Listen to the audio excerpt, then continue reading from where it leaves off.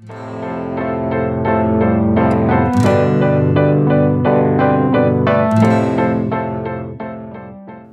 what's up YouTube? Pallab here. Today we have the brand new Honor 6X, which was just released in India today, and I do not know the price yet of this device because I'm making this video before the release date or before the price announcement. However, this already released in China and some of the other markets late last year for about $250, which translates to about 17,500 Indian rupees. So I'm assuming right now when you're watching this video, when you already know the price, that should be well below 20,000 mark, which would be a very aggressively priced product because this one comes in with a lot of goodies. So that's the retail package, and note that this is not exactly the Indian retail package, so your package might differ a bit because this is a production unit. So on top, as usual, we have the device. I have the silver model. You also will have, I think, the gold model as well. And once you go further in, we have the SIM tray tool pin, and then I have the flat pin 2 ampere wall adapter. In India you'll get the round pin one, and then also micro USB cable. This one supports micro USB, not USB C type. So that's about the content of the box really. So that's our device. It's a beautiful device, the Honor 6X, and it came a long way in that in this 4X or 5X. And the 5X was all metal, but this one is like a very premium slim metal, although it's not very light. It's about, I think, 169 grams or so, but is relatively thin, and all this metal construction, matte finish back, and this diamond cut edges give the device premium feeling. You have a very fingerprint friendly or fingerprint magnet front, I would say. And that's the USP of this device: dual camera. It is a 12 MP plus 2 MP camera. The 2 MP camera, the below one, actually acts as a depth sensor. You have the LED flash and the fingerprint sensor, the usual ports and buttons over there, dual SIM card slots, and also supports micro SD cards as well, micro USB port. Yeah, overall great design.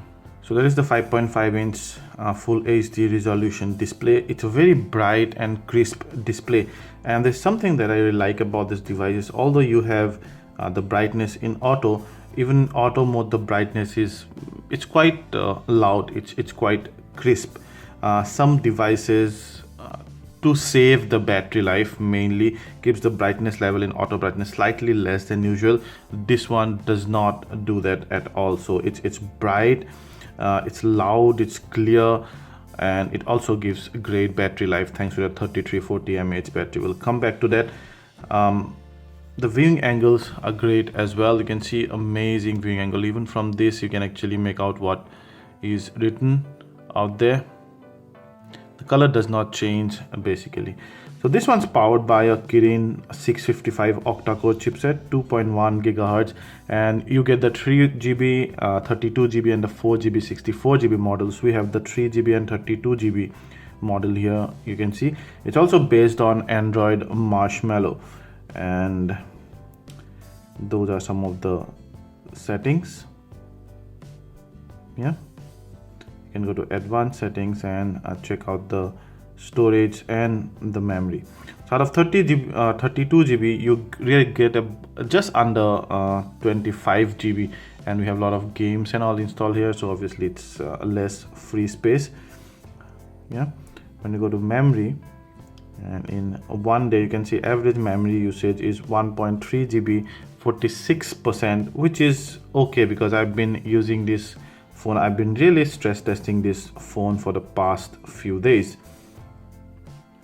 Then some of the apps, so you get the usual Google Android apps plus the usual system tools like gallery, music, videos, and whatnot. We have installed these 3 games and these 2 apps, but apart from that you get the other in-house tools plus very few third-party tools actually. And although this is not the Indian retail unit, so I don't know what if they would partner with some third-party apps to give you pre-installed apps, but as long as this one's concerned, it looks pretty clean with no bloatware. The UI is absolutely smooth. There is no problem, no lag at all. Now coming to one of the best feature of this phone is that dual lens setup. So the usual Honor camera UI, you can see you have some of the options here, you have some of the options here. That's the still mode, just click it to go to the video mode, and that's the gallery. Just drag it up to go to the shooting modes. You have pro photo, you also have a pro video mode, which is really good, and light painting and food and whatnot, and then drag it down to go to some detailed settings over there. And then this is where the dual lens setup comes in. So what happens is that the 2MP second camera acts as a depth sensor, and like the newer dual lens devices do, the concept is not much difference. It actually senses that depth. Is kind of tries to give you proper bokeh, or try to make the difference between the in focus and out of focus areas prominent, so that the in focus areas kind of stand out. And I just want to show you the sensor here. So when I say 12MP plus 2MP, you can clearly see the sensor size difference. This is the bigger one sensor, and then this one is the smaller one. So the 2MP camera mainly acts as a depth sensor, and it also has an 8MP front camera. So similar kind of UI for the front camera as well. And although you do not have as many options here, but the shooting modes are right here for the front camera, and then the settings. You also, although the front camera does not have a flash, but the screen kind of glows up if you have it here, increase the screen brightness, so that you can see some of the difference. So this is without the brightness, it's totally darkness, there is no light in the room. When I have that on, so it kind of just gives you slight flash-like effect, just like the iPhones, but not very powerful. And it's the beauty mode. You can straight away switch to video mode, and so on and so forth. So we checked out the image and video quality on this camera, and the details are very good under enough light. And not only at the center, we checked towards the sides as well, the details are really good. Under low light also, it does a fairly good job. And what really impressed us mainly is the color reproduction is really good, and it's really natural.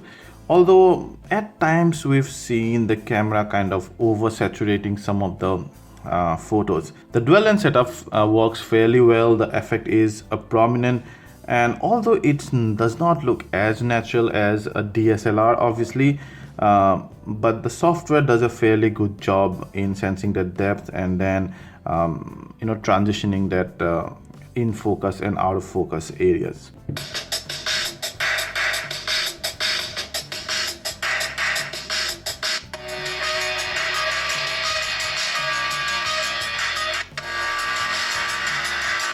The sound is loud, but it's kind of crackling at the highest volume. It's also a slightly screechy. The bass is less, and the treble is slightly harsh on the edge.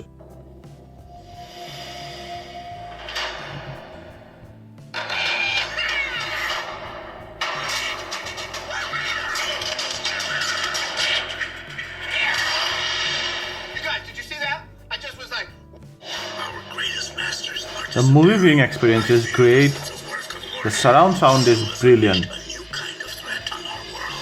and because of that sharp screen with a very good viewing angle, many people together can watch a single video. We did some benchmark testing on this device. Well, they do not exactly score towards the top. It's below average for most cases. So in Antutu you see a 56,000, and then 1479 in Valamo Metal, 2082. This one slightly towards the top in Valamo multi-core score. In Geekbench Force single core, 791 and 3275 in each case towards the mid. And then in compute 1933, again similar results. So in most of the benchmark scores, it kind of scores about average, slightly over that, and Antutu much below the average. And the battery gave us 9 hours of screen on time, which would say is very, very decent for the 3340 mAh battery, and will take you through the day quite comfortably. You might not have to recharge it every night. This is a screen on time, remember. So generally your screen is not on all the time, so you'd get much more battery life in real usage. But this is kind of the stress test, and those are some of the devices with the highest battery screen on time for your reference. We also played some games on this device like Godfire, No Limit, and Empires and Allies, which are very demanding game, and this device could play them perfectly. Now let's check some of the sensors. So obviously the accelerometer is there. You have almost all the sensors that you need: the accelerometer, the magnetic field sensor, the orientation, gyroscope, proximity. So your AR is that is augmented reality and VR sets are perfectly supported with this device. So then guys, that's the full review of the Honor 6X, and we are nearing the end of our review. This is the verdict, but let's talk about some of the pros and cons of this device. The first thing that I like is the display. It's bright, crisp, and also the user interface never lags. That's one of the good thing. The camera is very good, and also the build quality is much more premium. The dual lens setup works perfectly well, and the price is very aggressive. It's supposed to be very aggressive. Some of the cons is, well, I think the audio output could have been better tuned. This device tends to slip a bit thanks to the slippery, although it's matte finish, but because it's a metal back and also it curves towards the side, although it sits comfortably, it's nice to hold, but then it tends to slip a bit. So it's advisable that you use a TPU kind of back cover, which will give that resistance whenever you're holding and operating the device with one hand. But for most cases, this device is perfect at the price point. One of the very good dual lens camera devices, and although this price point is very crowded and competitive, I think the Honor 6X kind of stands out in more than one way. If you like this video, please hit the like button, ask anything related to this, and we'll try to answer them all. And please subscribe to our channel and share this video to share the love. Thank you.